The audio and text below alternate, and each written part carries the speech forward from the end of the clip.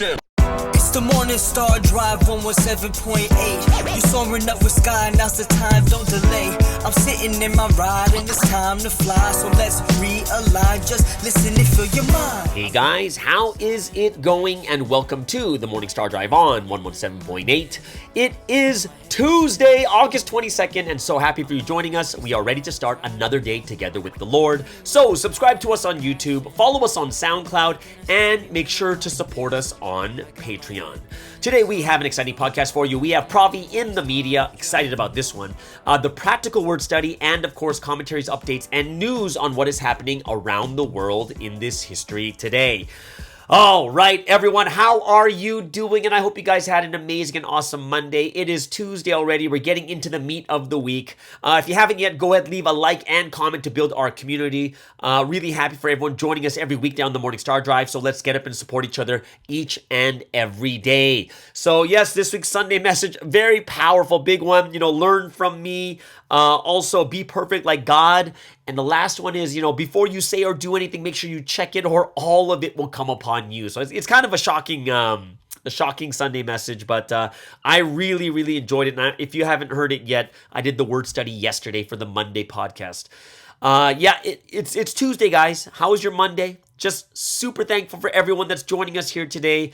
It's a glorious and awesome day. A lot of things in my heart and my mind, things that I'm really, really happy about, especially after that protest. It made me even happier. Just once again, shout out to everyone out there supporting this podcast, whether it's through prayer, whether it's through listening, whether it's through comments or likes, or whether it's through Patreon. Just really grateful for your support and thankful to God that so many of you continuously support this channel. I would not be able to do this without you guys. It's just the way it is, right? Without you guys, I wouldn't be inspired to do it more. When I hear your comments of how much this podcast means to you, a lot of people already have been talking about my Friday podcast, and when I talked about, I was testifying about Sunsteam, people said they were even crying while they're listening to this. And I'm just thankful that we are able to help and support each other through this platform.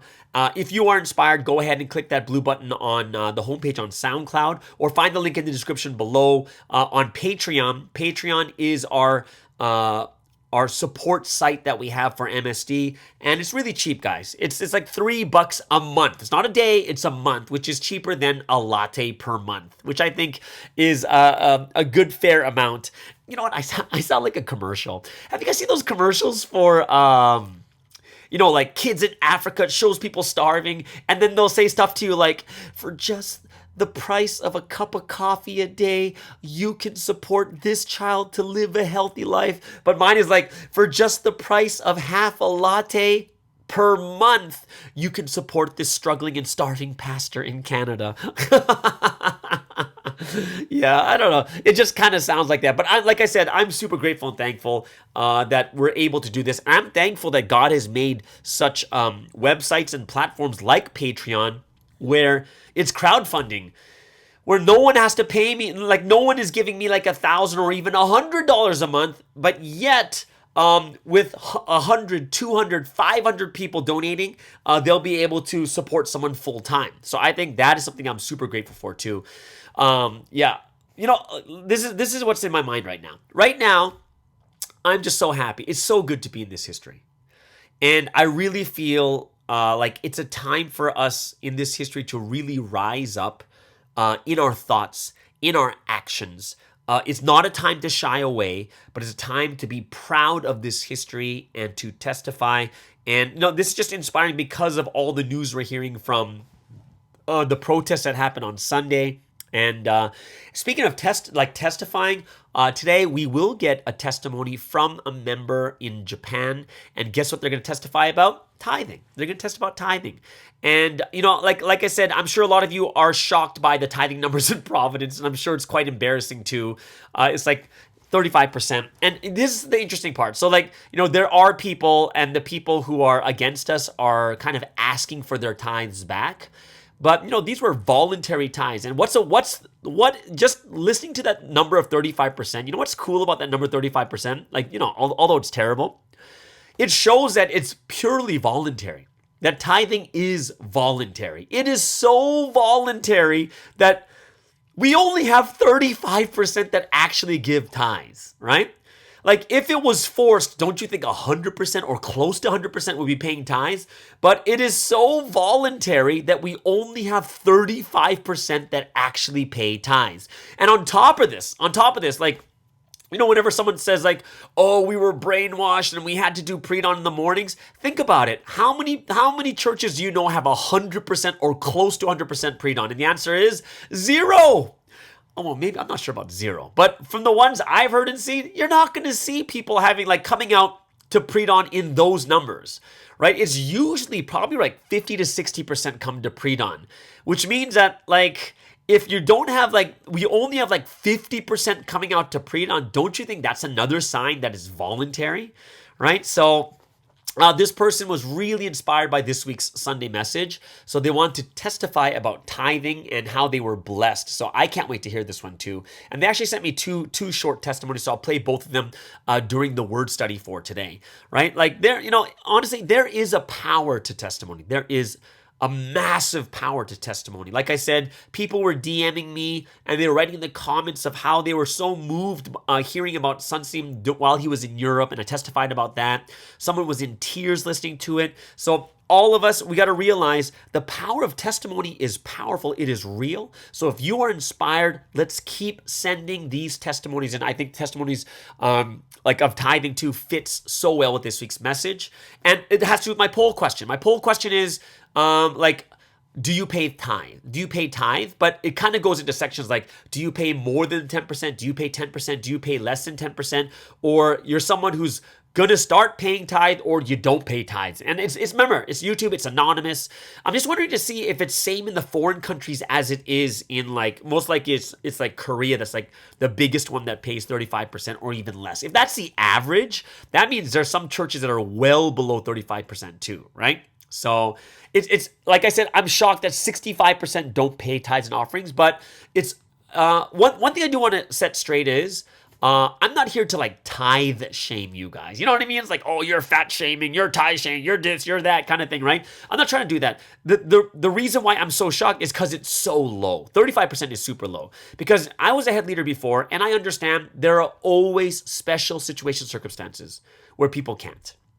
Right? And Suzy's talked about it too. Some people can't pay tithe, right? They're barely getting enough just to eat, right? And I've seen that there's these special circumstances, and I understand that. However, it's not 65%. Remember, there's only 35%, which means 65% don't pay. 65% of Providence is not in that special situation, right? 65% is so huge. That's the part that shocks me. But please don't misunderstand. I do know that there are some people that can't because of their situation circumstance. But I'm only shocked because the number is so high. 65% not paying is so high beyond what I could actually imagine. I thought to myself, 50% is bad. I thought that was that's terrible. 35 is wow, it's kind of shocking to me. That's why I was so shocked by it, right? So I just want to let you guys know that there are special circumstances, and I know that it's something that we do have I do take into consideration. So I just want to make sure that no one misunderstood this. A couple weeks ago we had the message about the judgment of water, the judgment of conscience. Excuse me.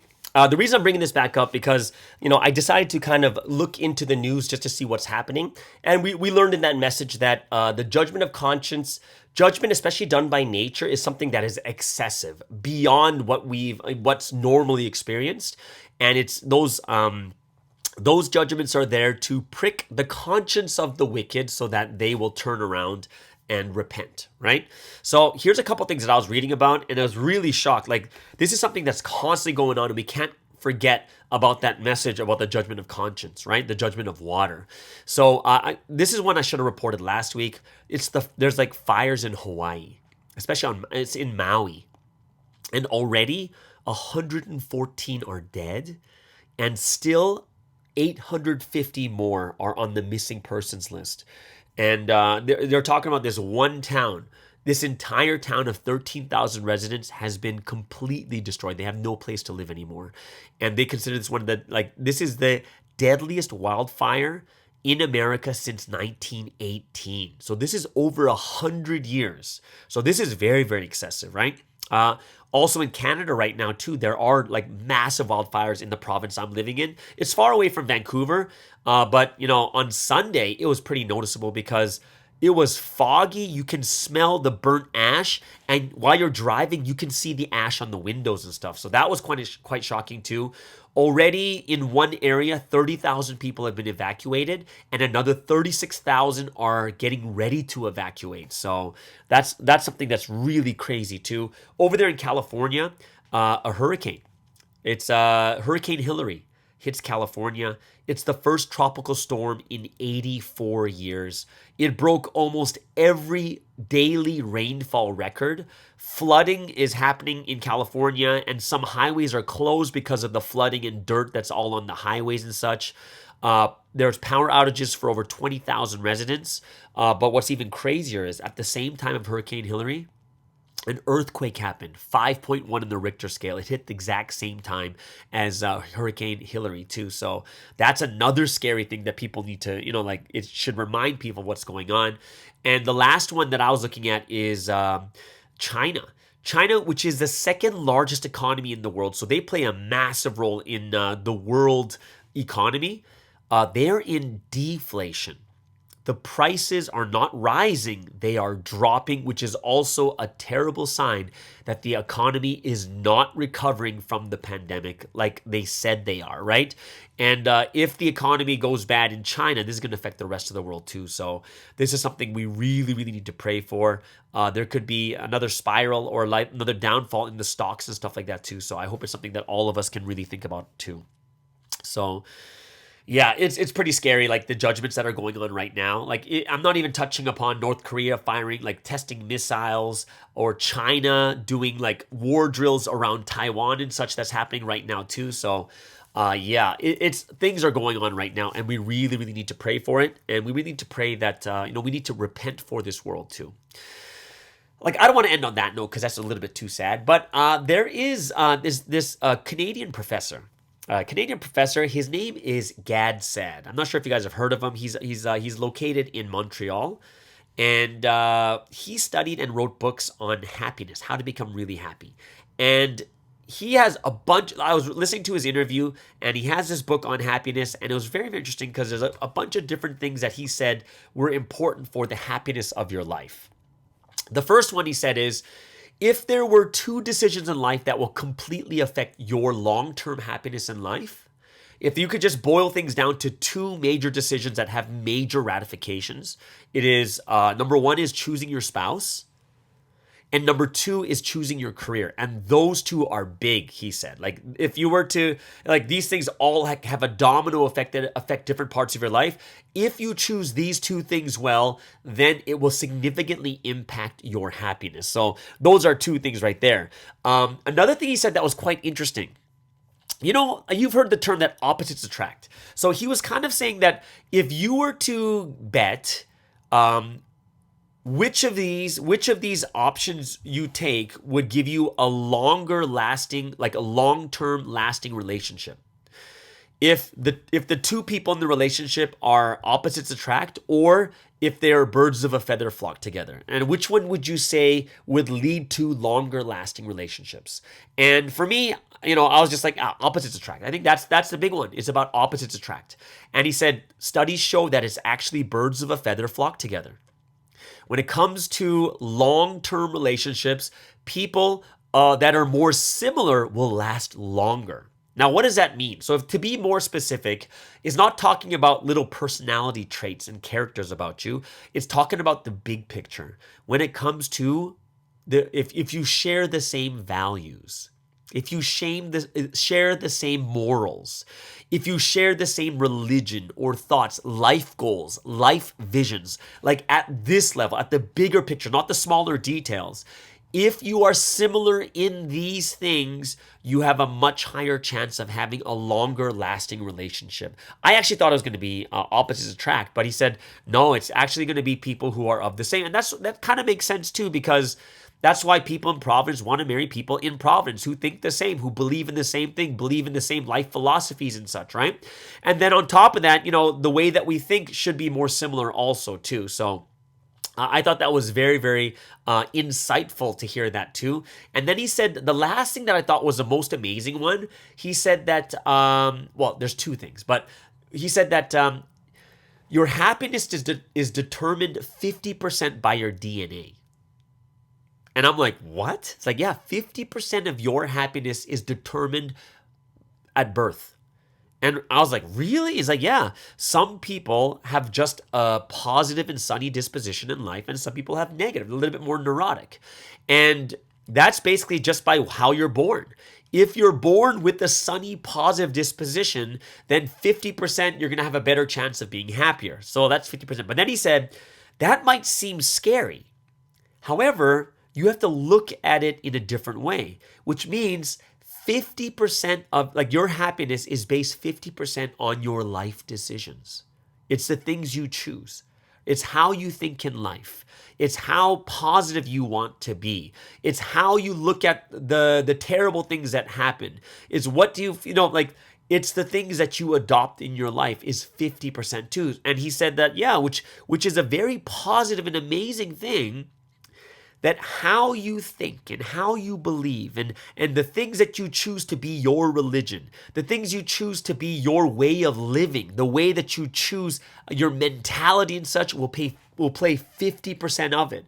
So he's like, don't just look at what is already set, like your DNA, but look at that every single person in the world has the power to be happy. And that just reminded me of predestination, that there's relative and absolute. And you can even see that relative and absolute are also playing into our happiness. Like 50% is DNA, which is absolute. You don't control it. And then 50% is what you do with your life, which is the relative. So I looked at that as like, wow, that's really, really amazing that, from studies, it shows that we are able to control our happiness for the future. And this I found was quite interesting. He also said that extroverts are more likely to be happy in life than introverts, as shocking as that sounds. And it has to do with people who are extroverts make more meaningful connections. They make more connections, which means they can have more meaningful connections, which also means they'll have more opportunities, right? So that's why they said extroverts will have a higher chance of being happier. Remember, it's not 100%, because there are some introverts that are happy too. But extroverts have a higher chance of being happy than introverts are, which I found was quite interesting and astonishing too. Before we get into that first break, I do want to talk that Provi in the Media today is going to be pretty wild. It's going to be pretty awesome because, of course, we're going to go into articles on the protest. And when I listened to the article, Mark actually led me to this article. Really, really good article, just kind of giving you more details of what happened during the protest and who was actually there. So that was amazing. And of course, I do want to talk about this one interesting thing that a friend of mine pointed me to from the accusers, Instagram or whatever it is. And what is the next plan for the accusers against the churches in Providence? And I found it to be, very interesting. But I also, because of these protests and things that are going on, it doesn't affect me as much. I'm like, wow, I feel empowered. I feel emboldened to be able to fight back, right? To just say, no, we're not going to put up with this anymore kind of thing. But I will go into that when it comes to Provi in the Media. And I hope that you guys will enjoy this too, all right? So let's get into the first break of the day.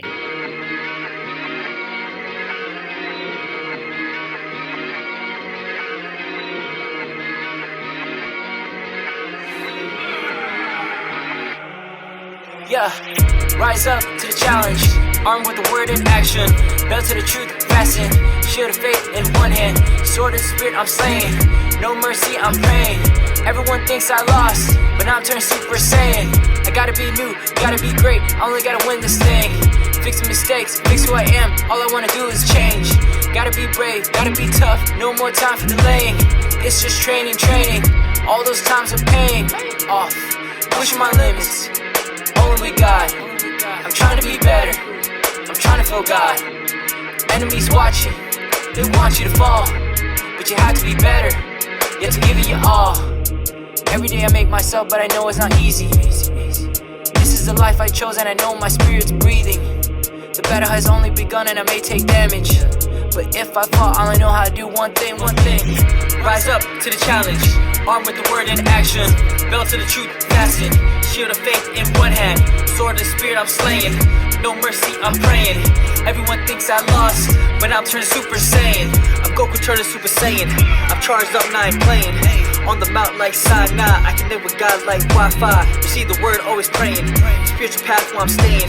Everyone thinks I lost, but I'm always with him, so you know I'm prevailing. Protecting myself from Satan, armed with the truth, now my angels will shoot like. Now I'm at my truest form. I'm trying to really be the greatest. The power level can't contain it. My energy is never draining. Look how far we have made it. Unlocking levels, never hesitated. There's no trying, you just do it or don't. So fix your thoughts instead. Everybody makes mistakes, just gotta take notes. Can afford to do it again. Life is so easy if you just do what is right and just follow what's real. Victory comes through skill. Gotta stay on course, time to kill.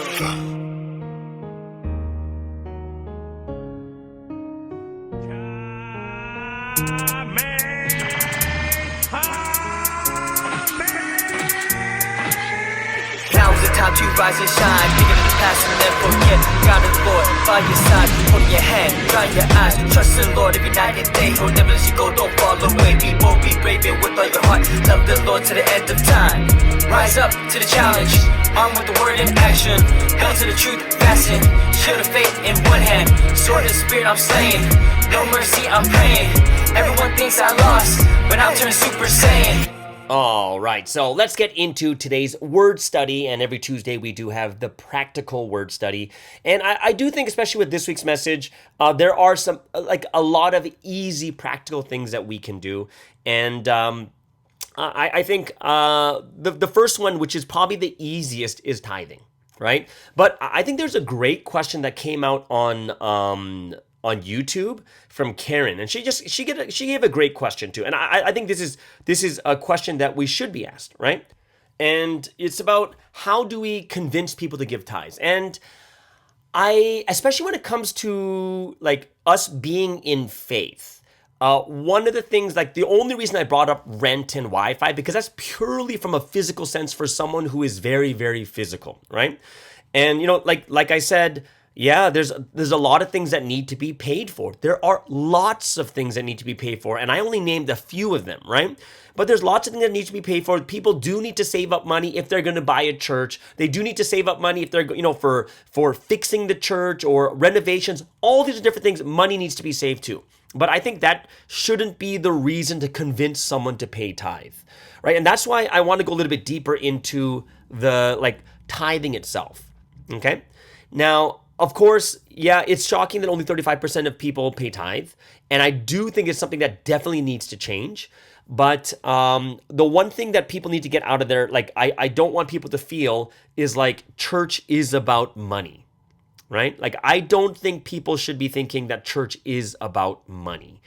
And it should be something that should be far from your mind. Like, the number one purpose is for you to give your money.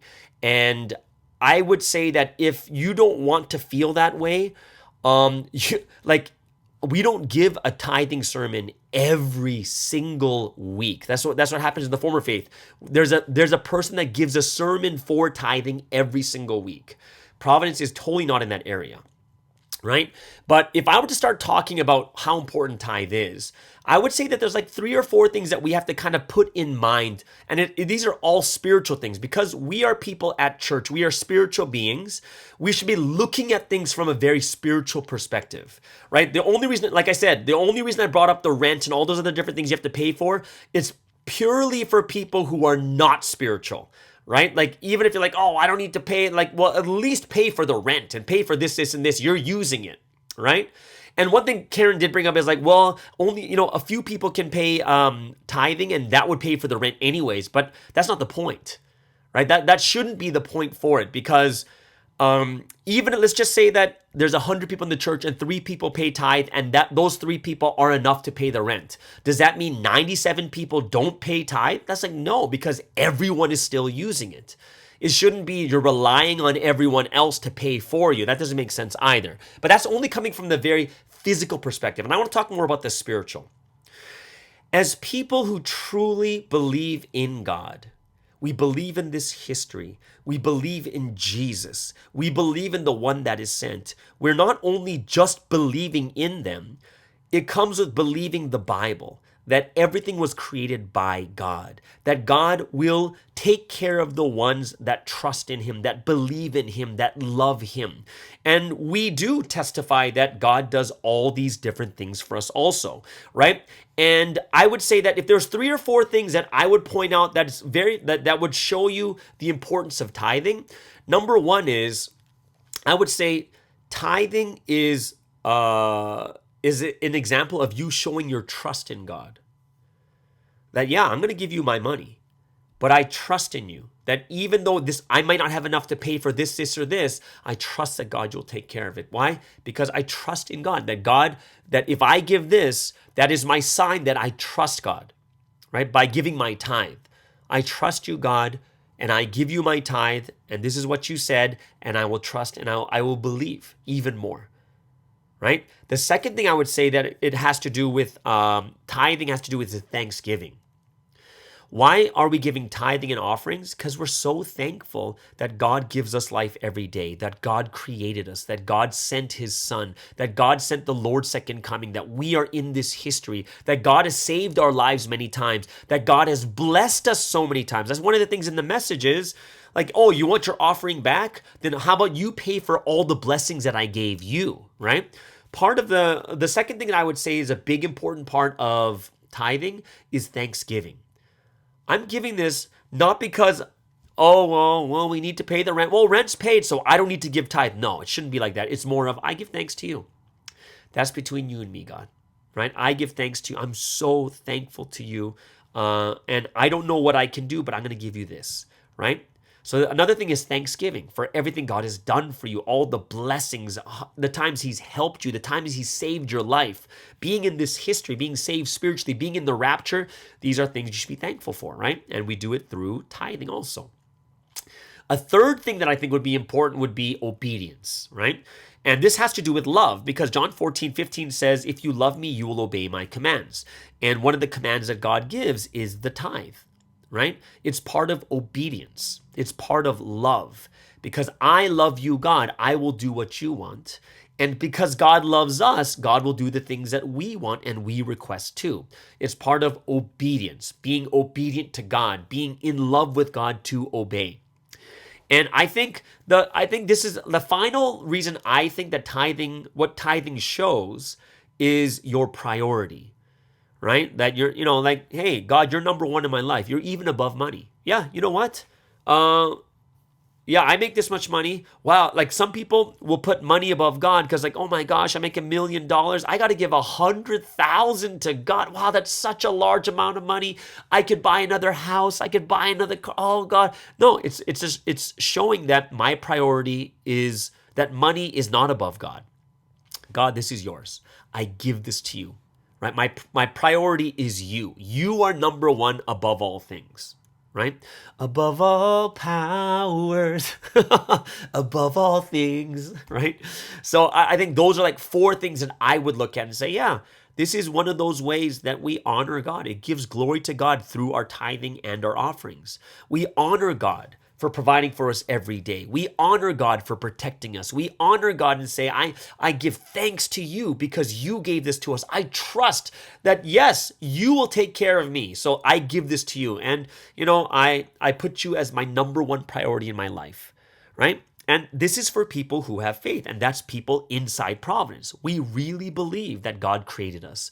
We truly believe that God has provided, God has helped, God has saved. And this tithing is the reminder to us every week what God has done for us, right?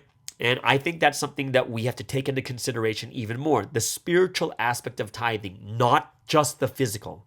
I'll repeat myself again. The physical stuff was only for those who are like all of a sudden became so physical that they forgot about all the spiritual things that God has done for us, right?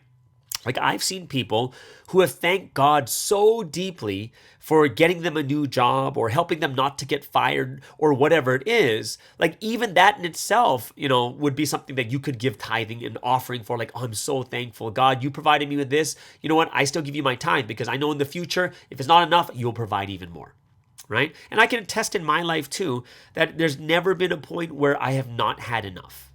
There's never been a point in my life that I've never had I've never not had enough, right? Like I tell you that story when I went to Pioneer in England.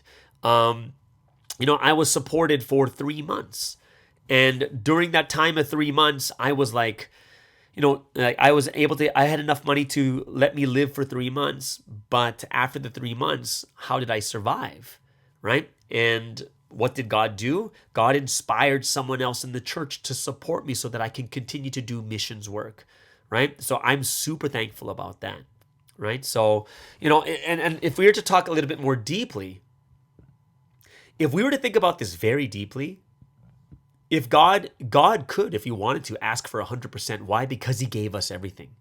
He deserves 100%, but he's only asking for 10%.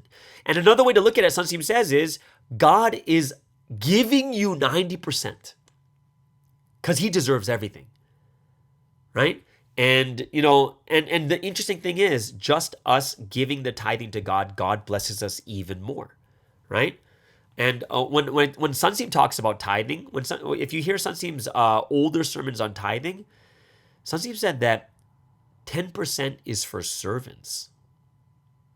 And Sunseam said, I, as a bride, give 10 tenths, which is 100%. I give everything to God. And, and for us, it doesn't mean like, oh, I literally give 100% of my salary. It means we give everything. I give my time. I give my effort, right? We give them, and that's one of the biggest important tithes that Sunseam says we give, which is time. That's why we do the pre-dawn. The pre-dawn is our daily tithing, a daily tithing of our time each and every day, right? We give the most important thing every single day, which is our time. A tenth of the day to God is the pre-dawn. And this is something that's, think about it. That's spiritually speaking, it's our time. Physically speaking, it's our money, right? It's our efforts in running this history, right? Sometimes if we can't run in this history, we support people who are running, or we give more tithes. If we can't go to evangelize, we can lecture or sit in lessons. If we can't do that, then we could do the basics, right? What's the basics? To set a good atmosphere for the church. People feel welcome. That when they look at you during the message, you are so focused and writing notes and stuff like that too, right? So there's a lot of things that we can do. And I hope it's something that we can be inspired by once again. Like Sunseam said, hey, 10% is for servants, right? And one thing that Sunseam said is if you calculate too much, then God will calculate with you. Oh, well, my gross, my salary is $1,010 $1,010. So what do I have to give? I have to give $101. Oh, how many cents was it? Like if you're too calculating, then God becomes very calculating with you too. And there's one thing isn't it one of the things that we actually hate? We hate it when people are too calculating. Well, I bought you food for $34 last week, so you only bought me $15, so you have to buy me one more time again. Like that's so calculating and petty, right? In the same way too, we have to be those that when we're giving this tithe, we're not so calculating to the last cent and dollar, but we understand how much God deserves, right? One of the most famous verses on tithing is in Malachi chapter 3, verse 8, and it's very strong. It says, will a man rob God? Yet you are robbing me. But you say, how have we robbed you? And God says, in tithes and offerings. So think about that from that perspective, is not giving what is proper, tithes and offerings, is you are actually stealing from God. That belongs to God. Right? So that's another way of looking like, wow, like I never looked at it at like that either, right? There's this one story. And this kind of answers the other question that Karen put into the YouTube comments. And the question was about, like, we give all this tithe, but we can't control what it goes towards. Like, we can, there's rent and Wi-Fi and all these other different things, but there's still money left over. Like, what happens to this type of money, right? And this is something that a story that Sunseem gave in the past. I'm not sure if you guys have heard this. So one time there was a newcomer who came to listen to Sunseem's preaching. And he heard so much things about, Sunseem's such a great preacher, but he was doubtful of it. So what he did was he brought money, like to give. It's a Sunday service. So he brought, he brought his offering, but he brought two offerings. In his left pocket, he has $1, and his right pocket, he has $10. And he wanted to listen to the sermon first and give according to how good the sermon was. So after the sermon, of course, Sunseem preaches with fire. And this newcomer came up to Sunseem and says, Sunseem, this is why I came. And I heard about you, but I really doubted. But I brought $1 and $10, depending on how you preached. And guess what? Your sermon was so powerful that I have to give you the $10. And then Sunseem says, keep your money. God doesn't want it. Tithing is not about you judging through, how good the sermon, how good is the praise, was the sermon good enough, is it this or that? He says, tithing belongs to God. It's what you give. It is not about how good or bad the service is. It's not about any other thing. It belongs to God, right? So the reason why this answers Karen's question, because what belongs to God belongs to God. That is between us and God, and that belongs to God, right? How the money is actually being spent is completely different and has nothing to do with you giving to God or not, right? Think about that. Imagine it came down to, what are you using the money for? Because now, depending on how you use the money is depending on how much money I'll actually give you. And that becomes something where it's no longer about, this belongs to God. It's about, it really depends on how good it was or not. Or if you're using it for the right reasons, then I'll give you tithing. That means we've come in with the wrong mentality. It's not about those things. Tithing is tithing. Tithing belongs to, how it is spent will eventually, that's going to be what the church is going to be dealt with. If they did it well or not, or if they're going to be judged or not by God, that's between the church and God, right? Like what the church does with it.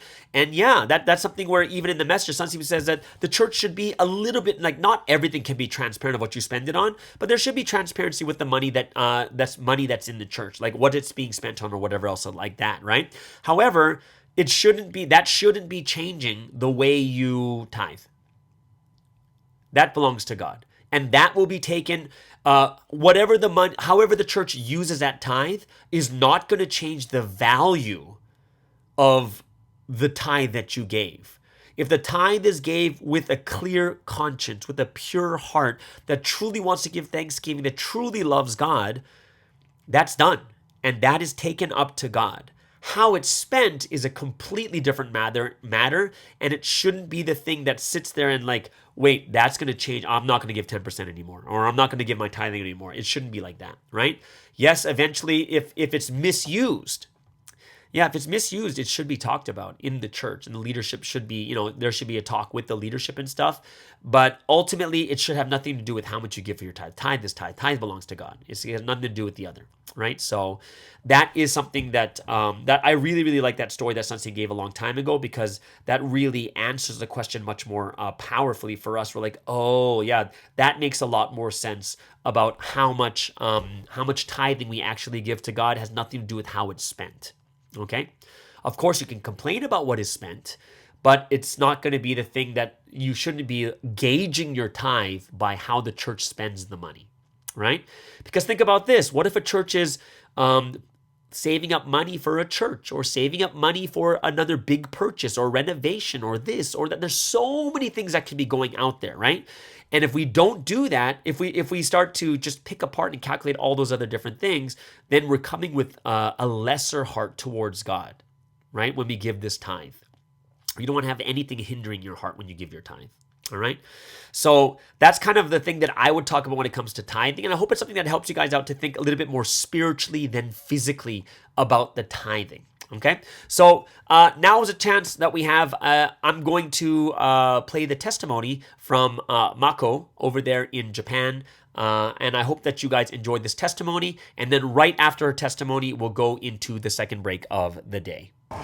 Okay, so speaking of Sunday message, I was inspired by Holy Spirit this morning to share the stories and testimonies about offering and tithe, because I was also shocked by the fact that only 35% of members are contributing to the offering. Anyway, I posted 2 stories briefly. The first story is about urgent offering when I was a campus member around 4th year, I guess.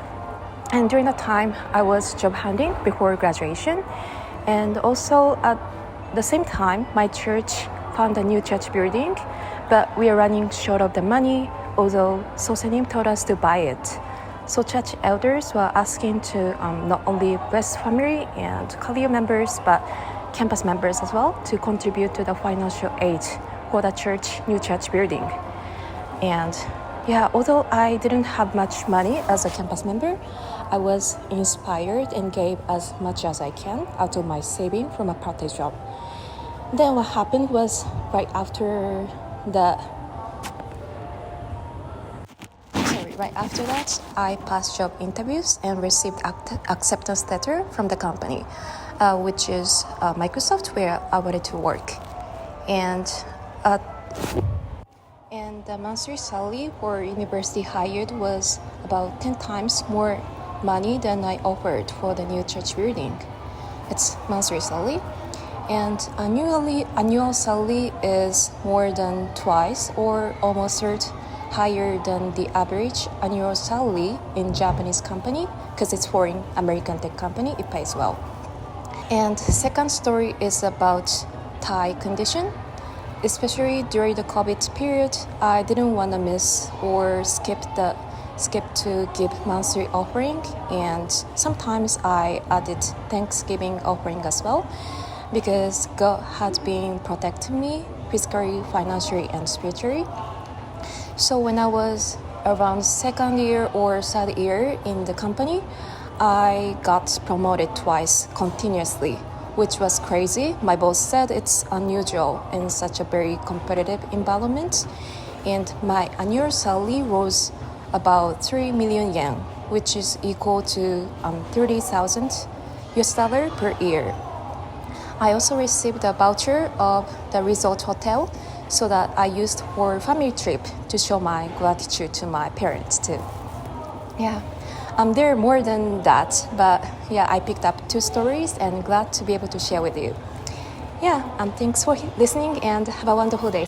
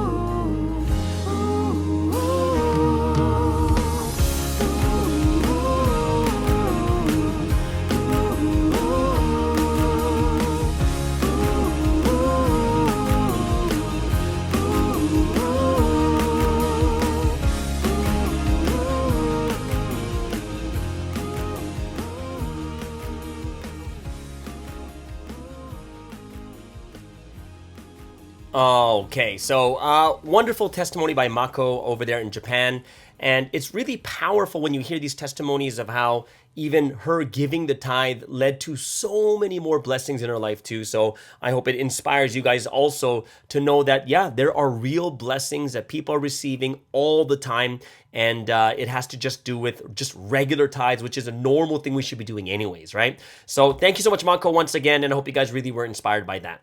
So let's get into the final segment for today, which is Provi in the media. And I love today's section because we're going to go over one article first, which is the most inspiring one about the protests. And you're going to hear some inspiring stuff about like what happened during the protests too, and how bold people were to defend Sunsim and this history. So let's get into this article. This was given to me by Mark Mont over there in New York, and very, very grateful and thankful that he's doing this, that he sent this to me, because this is the one that I've seen. This is the one article that has a ton of detail in it too. So I'm very, very grateful that we had this. So here we go. The title is Crying Out the Truth of Sunsim, right? Or Pastor Jung Myung-seok, right? And held a rally of 50,000 people in front of Seoul City Hall. 50,000. Okay, so this, like I said, we heard about this on Monday. It's incredible, all right? So appeal for a fair trial and damage cases caused by indiscriminate media coverage. So here, let's get into the article. So numerous crowds of CGM, which voluntarily gathered from all over the country, filled the road square in front of Seoul City Hall at 4 p.m. on August 20th. And even the sidewalks on both sides were full. The media reported that organizers estimated 50,000 people. Police estimated 30,000. It's still, like, even if it's 30,000, it's it's triple of what they estimated of 10,000, right? It was a peaceful rally calling for a fair trial, complaining of injustice. So the trial of Sunsim of CGM, who was arrested in October last year, has been suspended for a while. And we know about this because of the judicial recusal, or a request to challenge the judge, right? So that's why there's the trial itself right now is suspended. And in order to inform the truth about Sunsim's case, which was covered by biased reporting and the damage suffered by church members due to the unprecedented intensity of public opinion, assemblies voluntarily were promoted by missionary members that have been holding this every week since mid-July. Now, the 9th meeting that happened on the 20th, which is last Sunday, the members of the church urged that Sunsim be acquitted and shed light on what he was being judged unfairly for. So at the event, it wasn't just Providence members, but also Protestant pastors took to the stage to denounce the media's distortion and biased reports about Sunsim and call for a fair trial. So that's something huge too, that it wasn't just us. There were Protestant pastors there too. And can you imagine that these people, I'll go into a little bit later in the article. It says, on this day, through a fair trial appeal, the church members' council criticized the suspicious behavior of the accusers revealed during the trial of Sunsim and the unfair trial of the judge and the prosecution, and appealed for a fair trial. So according to the appeal, so the first accuser, which is Maple, right? So they talk about this openly there. Maple claims to have suffered sexual damage while being unable to resist due to Sunsim's brainwashing, quote unquote. But there are many conclusive evidence against her to prove this to be false, right? So there was a professor who read the appeal at the scene, saying Maple, the accuser, intentionally recorded the scene of sexual damage at the recommendation of her boyfriend, but it's impossible in the state of being so think about this again, right? The accuser intentionally recorded the scene of sexual damage at the recommendation of her boyfriend. Right? So her boyfriend's recommending it. So then how can that be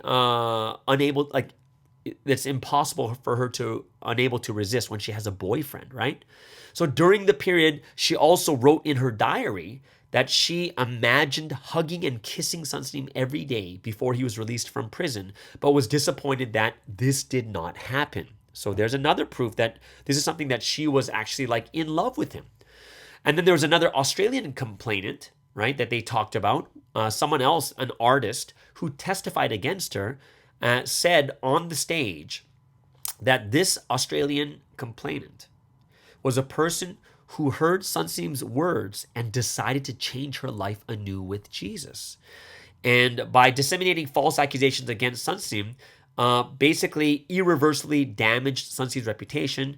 And, basically now this person was crying out, please judge this matter fairly, right? The Church Members Association, which is the one that's doing all these events, these protests, also raised suspicions of police manipulation during Sunsim's trial. And they're talking about all this on stage. So that professor said, Maple, from Hong Kong, said that she sold the cell phone, which is the decisive evidence, right? The audio recording. But the prosecutor said that the recorded files stored in the cell phone are also stored in the iCloud. So even if the cell phone is not present, there's no problem as the original evidence is still there in iCloud. However, in the eighth trial on April 3rd, prosecutors announced that the iCloud file was accidentally deleted by the investigator pressing the wrong button while manipulating the cloud for a courtroom demonstration. But we all know that it takes 3 clicks to delete a file. And not only that, it goes into the trash, which you can get it back within 30 days. So you can see that there's something wrong with this too. In the 9th trial, which is May 16th, the investigator showed the confiscation report, which said, I checked the files in the accuser's iCloud account and stated that there was no files checked in iCloud, right? And basically, so here it is. The report, the confiscation report says he checked the files in the iCloud account and it was there. And then later he says, oh, there's no files checked. And I just wrote the wrong document by mistake. By mistake. And in addition to all this, the prosecution announced that the evidence where it's on a CD from which the recording was copied was also damaged during storage. So the question is, what are the odds that all these mistakes will happen by chance? Not only did she sell the phone, she recorded on iCloud. But not only did that happen, there was a mistake from the prosecutor recording it down, saying that they got it from iCloud, but then the reality is they did not get it from iCloud, right? It wasn't there.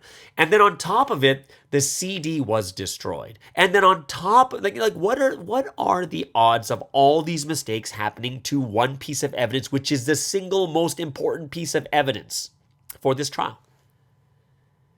And then also in the article, it says that there's Protestant pastors, right? And this is what the article says.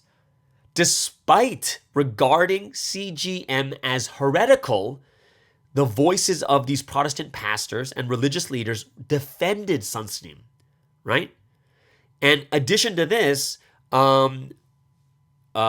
members of CGM who are leading active social lives testified that Sunsim, who they had experienced despite the threat of exposure, they revealed the experience of damage caused by the media's indiscriminate attack on the missionary on CGM and appealed to break the frame and narrow view of Sunsim that the media has instilled, right? Like people have lost their jobs, lost friends, family, whatever it was.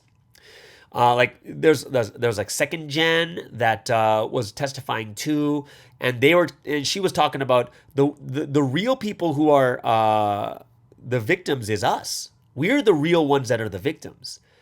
There was a biography shown, a video shown at that time also about Sunsim's life, and there was a general who testified for Sunsim, General Che Myung-shin, right?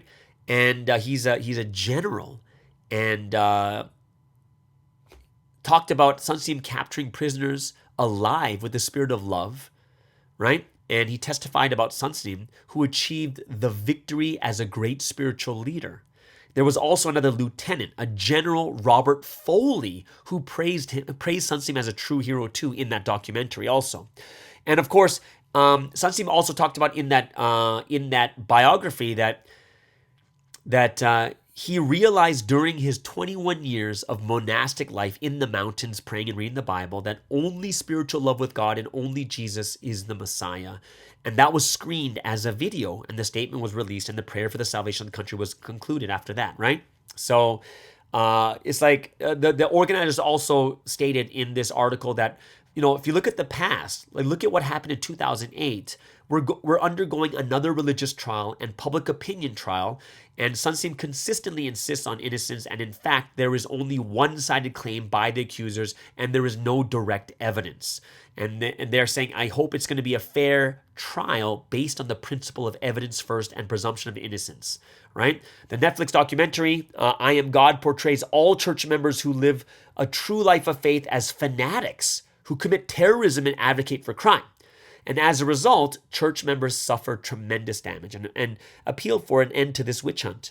And at this event, many social organizations were there. Besides the CGM and some Protestant church pastors, there were other social organizations they're supporting. The General Association of Vietnam Veterans, the General Association for NGOs, the Seoul Special Association for Religious Associations, and the Non-Denominational Interreligious Association attended and supported the claim of our side, which is awesome. Right? So members of CGM have never denied that Jesus is the Messiah. This is also what's been quoted by the organizers. And we appeal to our church members to appeal to everyone to stop the witch hunt through false and distorted reports and to reveal the truth. And the rally ended exactly at the expected time. And there was not a single piece of garbage left at the venue after the rally, showing that the group was clean after all, because people are saying that they were dirty, whatever it is, right? Talk about a powerful testimony that you have 30 to 50,000 people and there's no garbage. Awesome, right? That people from the Protestant church pastors, even though that they're going to be looked down upon, they testified for Sunstein too. All those other social organizations are supporting us too. I thought that was powerful, and it really gives me more courage and boldens me. Like, if we go out and tell the truth, the people are going to see the truth and they're going to support us. They will. Right? So I found that to be very powerful, and that leads into the second thing, and I'm going to say they're kind of connected. But this one sounds really bad. So there was an interesting post from the slanderers, and it's quite interesting what they stated.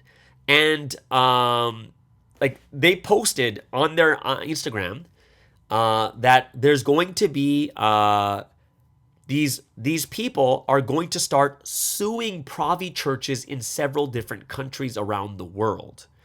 And it looks like they're trying to ban the churches from their countries. They're going to sue them, right?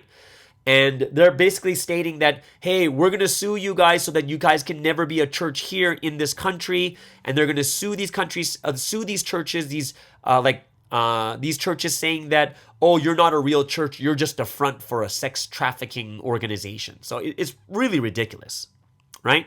So and they said that already one litigation has started in one country already. And I was like, really? Right? So I was kind of like sitting there like, that's kind of crazy. Like this is what they're doing now, is they're now going to start litigating against churches in their country so that they will be banned from being a church, that they will not have status as a church in each of those countries for that reason, right? And I'm sure on top of it, they're probably going to be asking for their offerings back too. So, this is kind of the next step of what they're going to do. That's the next step that they're looking for. And what we need to do is, after listening to what's happening with the protests and stuff like that, we should be on fire, right? Not saying that we're going to go vandalize and do stuff or threaten people, anything else like that. We're going to fight this through prayer.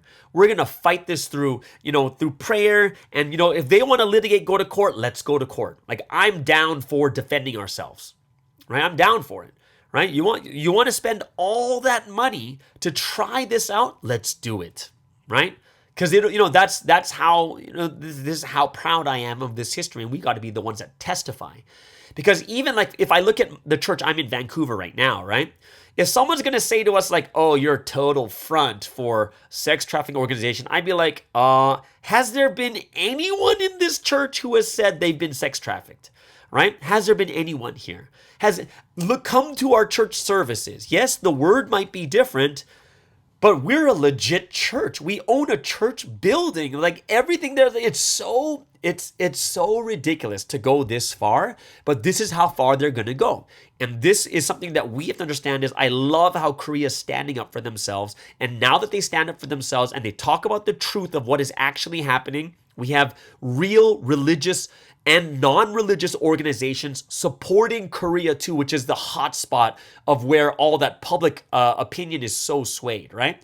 So I want to be the one that comes out and says, yeah, you know what? You want to pick this fight with us? Let's go, right? You want to do it? Let's go, right? Yeah, this like even for me, I would, if I were to take lessons from what do you call it?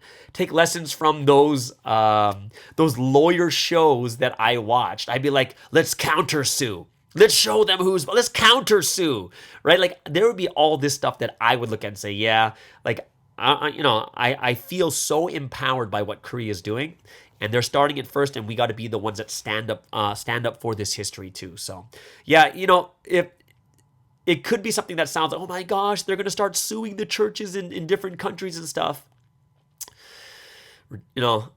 We have to realize 2023. This is the last year, the prophecy that has been set, and let's do it right. Let's stand up, let's testify, let's be bold, and let's be strong with all the things that are happening, okay? So there it is, guys. That is Provi in the Media. Hope you guys really enjoyed that, as I love, and I enjoyed it too, especially that first article and showing what is actually happening, okay? So that is the end of today's Tuesday podcast. Hope you guys really enjoyed it. I hope you guys have an amazing and awesome day, which means we will see you guys again tomorrow on the Morning Star Drive on 117.8. It's the Morning Star Drive 117.8. You soaring up with sky, now's the time, don't delay. I'm sitting in my ride and it's time to fly. So let's realign, just listen and fill your mind. I'm burning with desire and the passion. Nobody can stop me when I'm like this. I got my head